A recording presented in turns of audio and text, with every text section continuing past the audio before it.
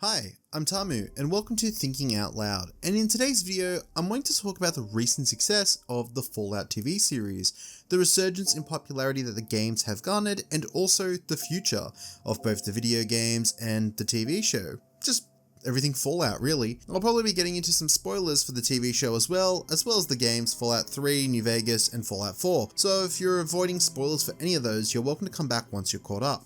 So to kick things off, the Fallout TV series released on April 10th and has been receiving positive reception between both fans and critics alike.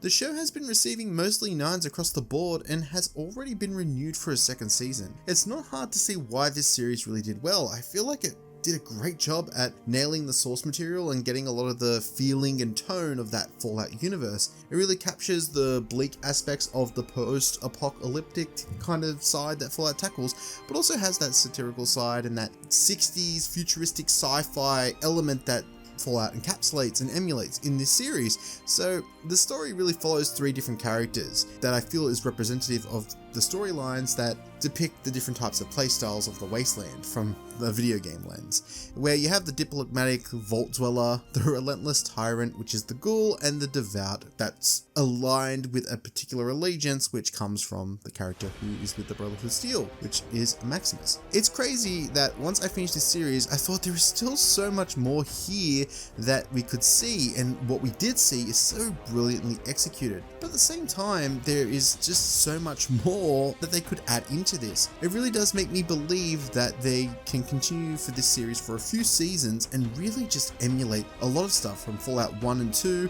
and then other content from Fallout 3 and 4. And there really is a great mixture of stuff here from all the different types of works that we've seen over the years, whether it's Black Isle Studios, Interplay's Fallout to Bethesda's Fallout, and even stuff from Obsidian's work with New Vegas. It is just great, and I think that if we're going to be waiting for like the next decade just to get Fallout 5, this is just some great stuff to get in the meantime whilst we wait for that long period of time that is the wait for Fallout 5. But that brings me to the next point of this video. How long actually is the wait for Fallout 5? And Xbox have expressed and addressed this question by saying that they want to have Fallout 5 out as soon as possible. And whilst I feel like Bethesda will probably want to reserve the honor of making Fallout 5 for them, I can imagine that there are studios under the Xbox umbrella that are capable of making another Fallout game in the meantime. One obvious example is of course Obsidian, who made the adored gem that is Fallout New Vegas.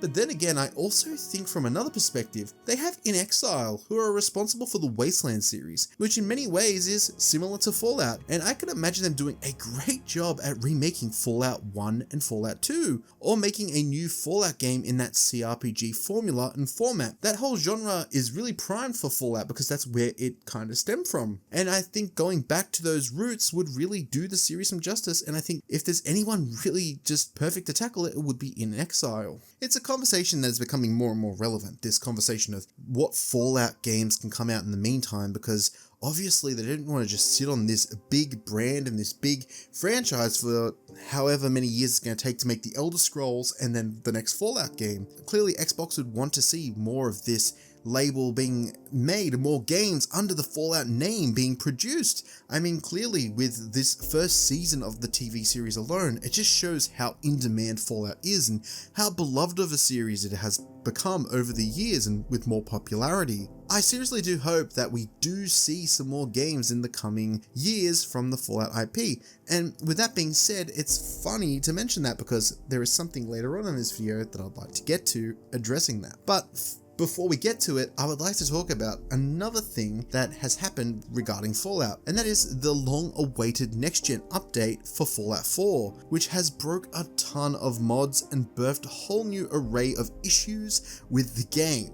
But not only that, a whole new array of mods to reverse this new next-gen update patch. It's absolutely insane, and on top of this, this next-gen update has caused a delay on the hotly anticipated Fallout London expansion, which was supposed to be like this whole new area with tons of side activities and a story with voice acting and everything. It's crazy, and I can understand why tons of people are mad about this, because not only does it break their existing mods, but it delays upcoming big expansion mods that keep the lifeblood of Fallout 4 going. it really is a missed opportunity here for Bethesda, I feel like, because there is so much love for Fallout that is currently circulating given the hot success of the TV series. And honestly, I think the TV show was fantastic, and it's a big win for Bethesda, and I'm happy that the older games are getting newcomers and returning players coming back to this series, because I love gems like Fallout 3 and New Vegas, and I even have some love there for Fallout 4. I think there's aspects of it that make it for a great game. I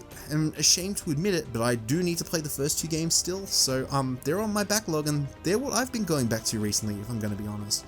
I've been trying to give them a good go after watching the TV series and being like, yeah, I need to stop sleeping on these games. And yeah, I think like back to Bethesda, they're their own worst enemies sometimes with some of these things. They release a banging TV series that is one of the hottest shows of the year, and then they don't have this next-gen update for the games, their core property, ready to go, that is like just, it is primed and ready, and it's gonna be the thing that can hook people back into Fallout. Like this game was supposed to be playable on Steam Deck, but somehow with this most recent update, Bethesda have managed to make this worse by removing the Bethesda launcher, which was the only way on Steam Deck to modify settings for the game, which means there is one locked-in setting for how you can play Fallout 4, which doesn't sit right with many people, because the whole point of the Steam Deck is to be like a PC on the go. You can modify how the graphics run, the fidelity you want, and trying to optimize it to your liking. Yeah, I think there's a lot of things here that it's a big swing and a miss for Bethesda, and it just feels like, man, you got a big win with the show, and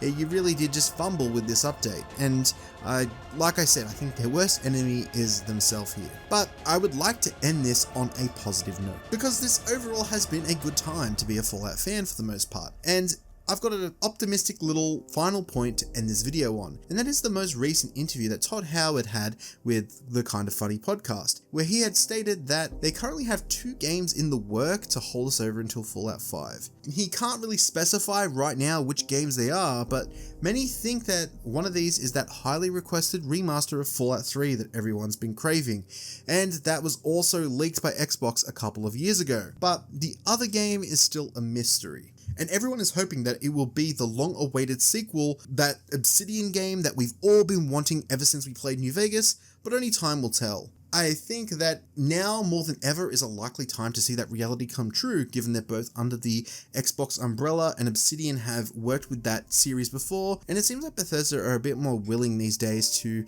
lend their IPs to talent that are willing to want to work with it, and it seems like Obsidian have expressed interest to work on Fallout again for a long time. So I guess only time will tell if we ever get that sequel, but I'm feeling confident about that future becoming more and more of a reality with each passing year. But yeah, let me know what you think in the comments and what you would like to see from Fallout in the future. Personally, I would love to see them remake Fallout 1 and 2, as I feel like those games, especially to these newer modern audiences, look and feel a bit outdated, and I think like getting a more modernized version from inXile, the people making games like Wasteland and CRPGs, it's like their wheelhouse, and I think if they were able to get their hands on Fallout 1 and 2 and be able to remake it, they would do it justice and make it in a way that is very palatable to new audiences whilst honoring the source material. But that's just my thoughts anyway. So yeah, let me know what you feel in the comments and what you would like to see from Fallout. But anyway, this has been Thinking Out Loud, and thank you for watching. Have a good one.